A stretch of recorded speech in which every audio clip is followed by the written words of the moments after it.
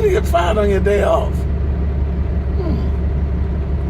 It's Friday. You ain't got no job. You ain't got nothing to do. I'm gonna get you high today. Yeah. Welcome to Real Talk. Real fathers, real men. Holla at your boy. I don't know what that means. I don't like to be hollered at. But anyhow, today, as you can see, it's Superman, baby. It's Friday. We get ready to get into it. Because on Fridays, what you're going to see, Too Easy going to be really unchained every Friday. You may be bored all during the week. You may choose not to answer any questions or reply. But the 3-4 people that's following me now, hey, dude, check this out. You can expect on Friday, you're going to get some nuggets and you're going to get some things that you just like, what, really? Did he really say that? Oh, yeah, because, you know, we pulling off the gloves on Friday. On Friday, we going into things that, that adults talk about, adults think about, and then, like, all the shows, we telling the truth. We telling the real truth. We telling the truth, the Donald Trump type truth, the truth where, oh, it's not politically correct, but we gonna say it anyhow, and then if they don't like it, they gonna vote for me anyhow. Oh yeah. So that's the type of thing. So let's go ahead and get into it. Let's get into it. Let's get the party started. Let's get the party started. Hey. Okay, check this out. We're going to still talk about relationships, but now we're going to get deep on relationships. I'm going to start it off by going back to my military career. Hey, I don't know if Command Sergeant Major Joseph Wood he's one of, we're Facebook friends, but I don't know if he's following this show, but Command Sergeant Major Joseph Wood was one of the coolest sergeant majors I ever had. And there's no kid on the 20-some sergeant majors I had in my military career. Had one we called the Smash. He was the hardest. Top Chiquino was the funniest. Sergeant Major Morant was the most professional. God rest the dead. Hurt me when I found out Sergeant Major Morant died, but that joker was hard as crocodile teeth. Sergeant Major Joseph Wood. Sergeant Major Woods was like this here. If you want to know the truth, don't go to Sergeant Major Woods.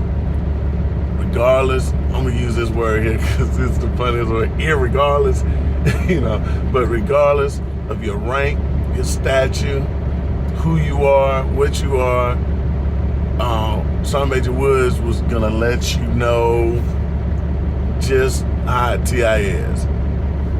And some Sergeant Major Woods told me one time that really pissed me off because I was the first sergeant, and Sergeant Major told me, he said, hey, Top, it's about time for you to move.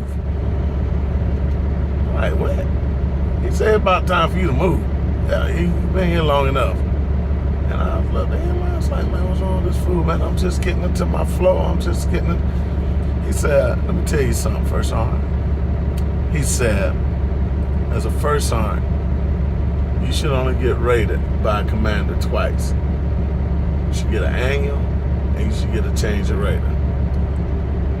He said, as a first sergeant, you should only get a NCAR 3 times in that position. So the longest you should stay in that position is 2, maybe 2.5 years tops. He said, because the third year, you're wasting folks' time. And it took me getting out of the Army to realize what Sergeant Major was talking about. And so now I'm going to relate that to relationships. Because of the simple, no, I'm not driving. I don't have my seatbelt on. Hey, safety first, baby. But the thing about it, it's just like in a relationship. When you first go into a company as a first sergeant, that first year that you're there, you coming in there and you kind of like filling yourself out, you know, especially if this is your first time as a first sergeant. You go in there and you kind of like walking on eggshells, but then at the same time, since you the top senior enlisted in that company, you also coming in there and you got to kind of like stick your chest out a little bit, and you really can't let nobody know that you don't know what the hell you're doing. You know, you just coming in there like, wow, really? Yeah, we're gonna do this today, and I hope it's right, you know. And it's the same thing with any type of relationship. Relationships with your kids, relationship with your brothers and sisters. That's kind of like a natural relationship because you grow into that. You just happen to be into that. But relationships that you develop, not relationships that you're just placed into. The relationships you develop, when you go into these, you know, kind of like stepping around on the eggshells. Kind of like, you know, walking into a room in the dark. You kind of like feeling yourself around. You know, you don't want to stump your toe. You don't want to step on somebody. You walking into a room where somebody's asleep. You don't want to wake them up. And so what he was saying is that first year, as you're going through here, not only are you filling yourself out, you fixing things that was broke. Because I'm going to tell y'all a little secret. No matter how bad of a first sergeant you are, no matter how bad of a husband or boyfriend you are, if you ain't the first one, you coming in fixing something that was broke, okay? When you leave that relationship, because all relationships come to an end, when you leave that relationship, no matter if when Jay-Z leave Beyonce, Beyonce leave Jay-Z, whatever, I ain't no psychic, but I'm just saying, all relationships come to an end, whether by death, whether by time, or whatever, they come to an end. When that relationship comes to an end, you can best be believing whoever follows Jay-Z gonna have some stuff to fix that Jay-Z broke. You know, Jay-Z is a bad dude. You know, Jay-Z got money, Jay-Z got talent, Jay-Z got everything that a woman will want. But the next guy that follows Jay-Z, that first trimester that he comes into that relationship, he gonna have a whole bunch of stuff he gotta fix that Jay-Z broke. Beyonce, women, believe it or not, if you come behind Beyonce with Jay-Z, think about it now. I know my wife gonna kill me over there, but that be real, man. It ain't too many women out there like Beyonce. You know, probably none. Okay, Mariah, Toni Braxton. Okay, yeah, let me stop this out before I get beat up. But anyhow, but whoever comes behind Beyonce can have stuff to fix. So that first year as a first sergeant, when you come in, your main job is you got to come in, and you, even though you walking on eggshells, people expect you to come in and save the world. That's why I got that on my chest. People are expecting you to come in and save the world and save it today. Okay? Same thing with a relationship. When somebody identify you as a friend, as a lover, as a confidant, when they see you, I'm out here down here in Calera, Alabama. Say, guy walk up to me and we just started talking. Guy be like, hey man, let me give you your number. Ain't like he wanna have sex with me. It ain't that type of party. But what it is, he's saying, hey, this joker here, I wanna allow him in my circle. Because it's something in my circle I feel like with him coming in, he can fix. He can fix. And so that first trimester of a relationship, that's all you're working on. You coming in there and that's why everybody say a new relationship is a great relationship, because you're doing all this new stuff. But you really, prime example, and I ain't shame, ain't no shame in my game. The first song I replaced at the first TSC, everybody said, hey, Biggie, you did a great job. You came in, you fixed it. Let me tell you something. The first song that I replaced, and God forgive me for not remembering his name, but the first song I replaced, I was a bad dude. Bad meaning good. In reality, when I look back now, because as a first sergeant, as a non-commissioned officer, you got to have an ego. You got to feel like you the baddest mofo on the block. When I was a first sergeant, I felt like I walked on water, spoke in parables, and was the one that parted the Red Sea and closed it back. That's how I felt as a first sergeant, But now that I look back and I have time to reflect on my life, that guy I replaced, that was a bad dude. I couldn't, if I really was the guy I am now, I would have known that this joker was so bad, I couldn't hold a blowtorch up against this joker. He was just that good. But the thing about it,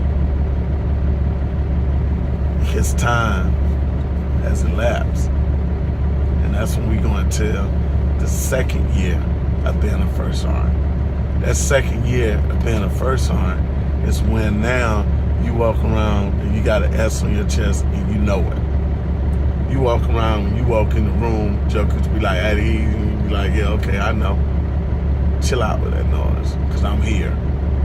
You feel like when you walk into any environment, jokers know you here.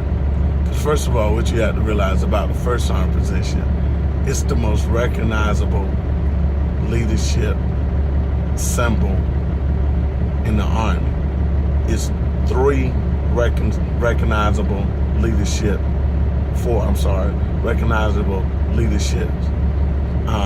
symbols in the Army.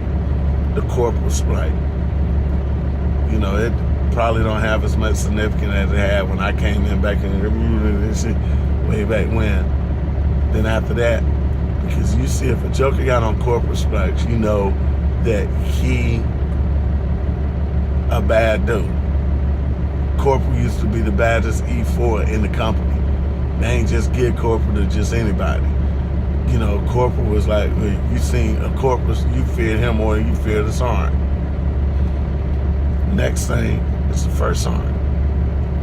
And I told one of my commanders this one time, I said, what, sir, let me tell you a little secret, right? Because he had kind of like a big ego, prime listed dude. I said, you know what? We can walk into DFAC, right? Me and you, and people know you're a company commander. I said, but if you walk into DFAC by yourself, they just think you're a regular captain, and they're gonna treat you as such. But if I walk in this DFAC by myself, somebody see this diamond. If I walk anywhere, the thing about it is, even today, a first sergeant can walk in the Pentagon, and a 4-star general would notice that first sergeant before he noticed anybody else. Oh, how you doing, first sergeant? Because he know that first sergeant is in a leadership position. And the next thing is a command sergeant major. A command sergeant major will make you freeze on the spot. I don't care what rank you are. I don't know how it is now, but a command sergeant major can make you freeze on the spot no matter how big. I've seen sergeant majors 4 feet nothing walk in the room and everybody just freeze and looking around like, oh, is everything, is my floor clean? That's how bad a command sergeant major is. I ain't make it there, but hey, I have mad respect for command sergeant majors. Command sergeant majors I talk to now, and even my friends that made sergeant major, I still get in the process. What's up, sergeant major? Because they're bad dudes. The next thing is any ranking general, whether it's a 1-star or 4-star. When you see a general, it's plain and simple. Them jokers wearing stars, cuz. sit down, you freeze. So going back to relationships, I got kind of like on a tangent on that. That second year, you understand what you're supposed to do. You understand how you're supposed to do it. And that's how the second trimester in any relationship is. Now you're in that relationship and you know what to do. Like, say you want to have sex with your wife, you already know what you got to do.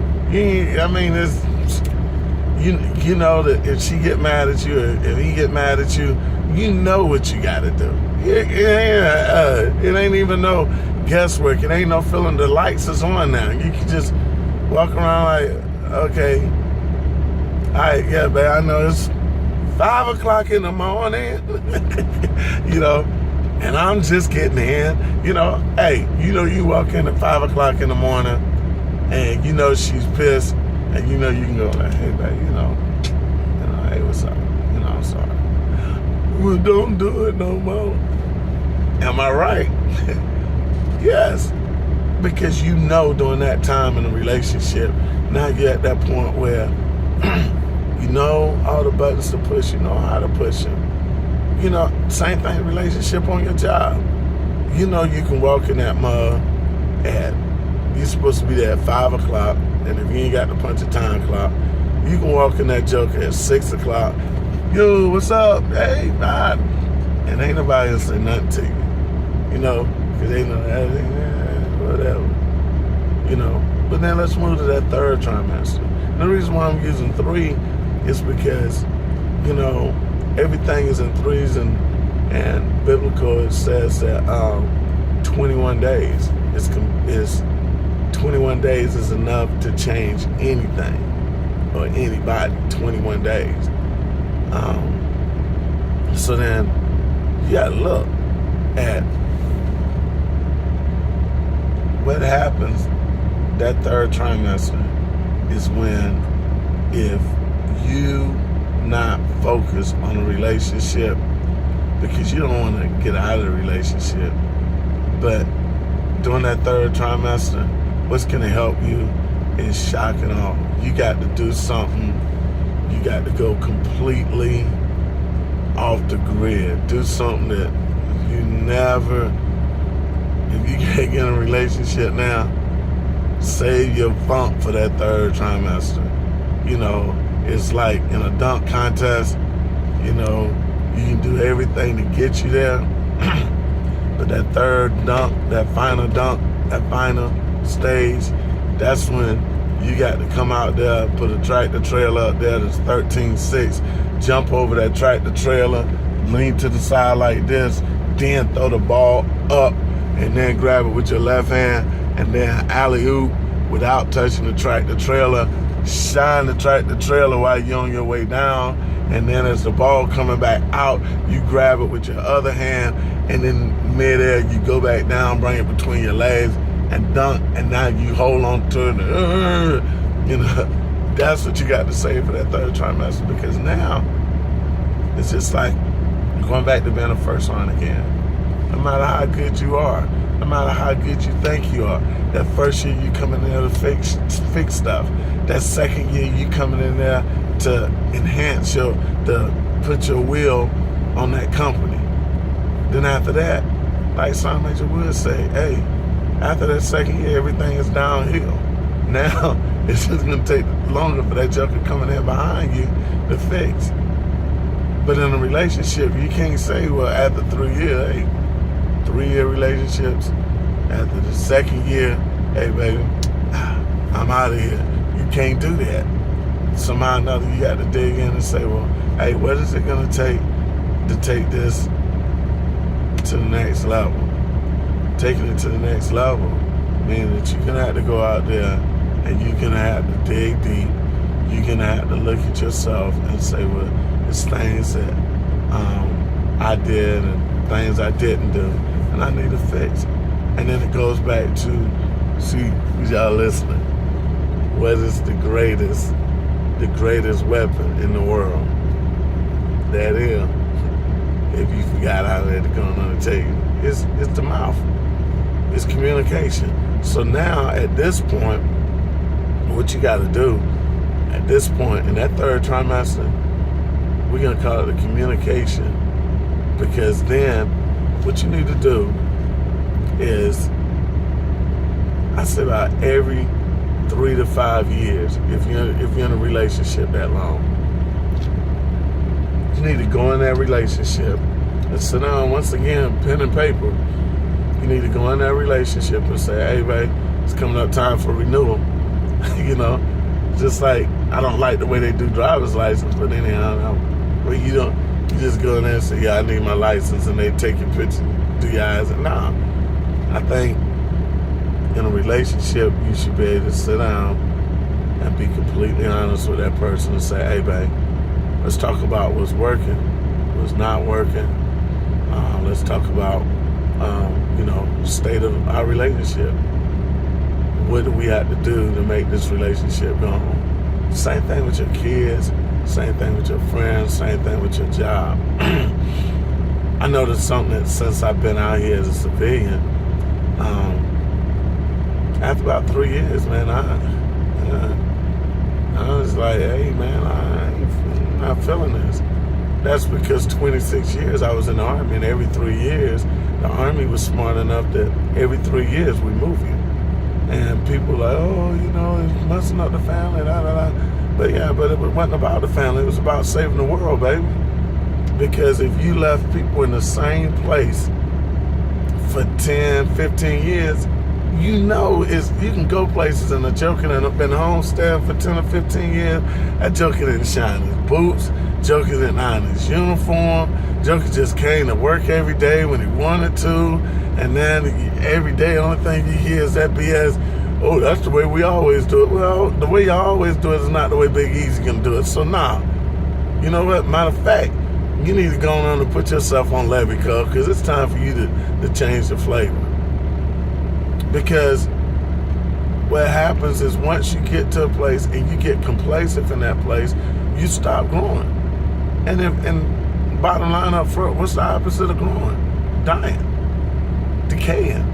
So once you're in a relationship, if you're not doing nothing to enhance or to grow that relationship, it's decaying, cuz. It's decaying. It's at the point where, you sit up here, man, and you like, man, here come that joker again. And you know what? Jokers don't want to admit it. Jokers don't want to admit reality. What jokers want to do, jokers want to go with their reality is what society says reality is. Okay? People reality is that you can get married, you can be in a relationship, and this relationship is going to be going strong your whole life long. Dude, I'm telling you, just like I can walk in a company right now, I can go to any United States Army company right now, and I can tell you how long the first sergeant been there. Right now. And some of my partners that's looking at this can do the same thing. You can walk in there and you can tell just how long that first sergeant been there. If you're on his first, second, or third trimester. Same thing with a relationship. I can go right now a half a mile away from here to Walmart, and I can walk through Walmart and I can pick out couples, and I can tell them whether they're in their first, second, or third trimester. I probably can even tell them how many years they've been married or how many years they've been together, just by they ain't got to open their mouth. You can look at their body language, because you can look at a building that's decaying. You can look at a building that's decayed. You can look at a building where somebody takes pride in it, where, just like when you first get a new car, you polishing and shining that mug every day. But as time go on, now you looking at, oh man, the new Camaro out there, oh, I like that. Oh man, yeah. And people, it's the same thing with a relationship. It's the same thing with a relationship. Let's be uncut, baby. The best movie that was ever out was Hall Pass, because what it did, it hit the nail right dead center, baby. Because of the simple fact, what people don't understand is, as you get in a relationship, especially we as men, we build these fantasies that we still the same guy we was 20, 30 years ago. And 20, 30 years ago, we couldn't get any woman we wanted. And the reason why we live in this fantasy world is because the women we are with feel like, you know, we they Superman. And so, yeah, I seen that girl looking at you. She better watch herself. Nah, dude, you know what? If you melted that, if you put me in a club right now, okay, that's not using me because, hey, Big Easy, man, all world, baby. Nah, let's be serious. But if you used to take and put me in a club right now with, and, you know, sometimes you got to look at the odds. You can't say, well, okay, this is what I'm going to do, babe. I'm going to send you on a cruise, because that ain't fair, because you go on a cruise, the ratio is probably like 10 to 1 men to women. But you take a guy and you put him in a situation that he's going to a club, a situation where the odds is about favorable. You take a married guy and you put him in there with, say I'm 50 years old. I ain't ashamed of that. I'm 50 years old. You take me and you put me in an environment with other 50-year-old men, right? And you put us in the environment, you take 30 men and put us in a room with 15 women. What are the chances of me walking out there with one of those women? Not good, you know? Especially if those other guys, say 29 of those guys are single and I'm the only married guy in there, the chances of me walking out is with one of those 15 women is slim to none. It's none to slim, you know, because of the simple fact, those guys are still in the game. Those guys is on the top of their game, and they know what to expect. They know what to say to a woman. They know what's gonna make her vibe. Because of the simple fact, if you lift the same amount of weights every day, you're not growing. You're decaying. And so it's the same thing in a relationship. If you send your man out there, believe it or not, the time you met your man to the time he said that I'm gonna be committed to this relationship, or your man or your woman, 90% of the time that person is starting on a downward trend from what they were when you met them. Because of the simple fact, like if your man used to go to the gym every day, he ain't going there no more. When he do start going to the gym every day, he going to the gym because he's trying to save up that money to buy that new Camaro. You know what I'm saying? In other words, he's trying to get to the point where he have enough juice out there so when he walk into a room, he's still getting that same feeling that he got when he got you. He's still getting that same look that he got when he got you. Same thing with a female, man. You know, y'all ain't no different. Stop tripping. I hate when women be like, oh, man, the dogs. Nah, hey, you know what? Women are too. Women are too. Women are the type of people that, you know, this. I was somewhere and this girl said something. I was like, so what do you do it for? She said, what do you mean? I said, look at your nails. Look at your makeup. What do you do it for? Oh, I just want to feel good about myself. Boy, y'all gonna make me cuss. No, you doing it because you want attention. You doing it because you want attention from the opposite sex. You know, if not, I can take some pictures of some of these people I see out here while I'm on the road. Them the ones that done gave up on life, done met total, complete decayance. And I know that ain't no word, but I just made it up. They done decayed beyond all recognition. They get up in the morning, they don't brush the 3 teeth that God let them still maintain because they let the other ones go. They don't do nothing to their hair. And I'm not talking about just women, I'm talking about women and guys. They don't use soap nor water because of the simple fact they to the point where nobody wants me, and nobody's attracted to me, and I'm gonna just accept life for what it is. But that's why we need relationships, because what happens is soon that one joker come along and say, hey, baby, you know what? What's up? Now all of a sudden you just, you know how you have a weak battery and you put the jumper cables on it, and if it's real weak, it take a while for it to, juice up. But when you first hit it, it click, click, click, click, click, And so now that person that has no self-esteem, because of the simple fact they done decided that they want to go with the way society says, is that like once you get in a relationship, you die. You're not supposed to look at nobody else. You're not supposed to desire anybody else. You're just supposed to be in this relationship, and you're just supposed to be like, hey man, I'm good. Baby, I'm home. And then you look at that relationship, and then Big Easy come in and look and say, hey man, y'all in y'all trimester. Oh, what are you talking about? Hey dude, y'all are miserable.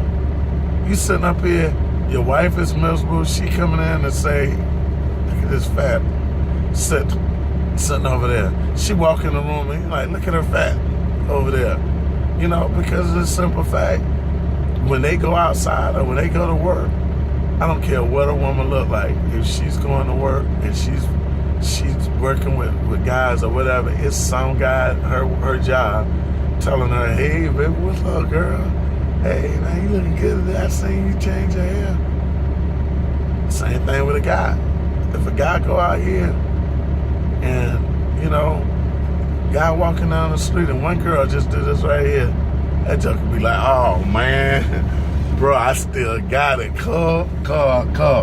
I still got it. Now that joker coming, doing like 3-4 jumping jacks, doing about 2 push-ups, and ain't doing no sit-ups. Like, hey man, this cave, man, it's got it going on. Hey, that's reality.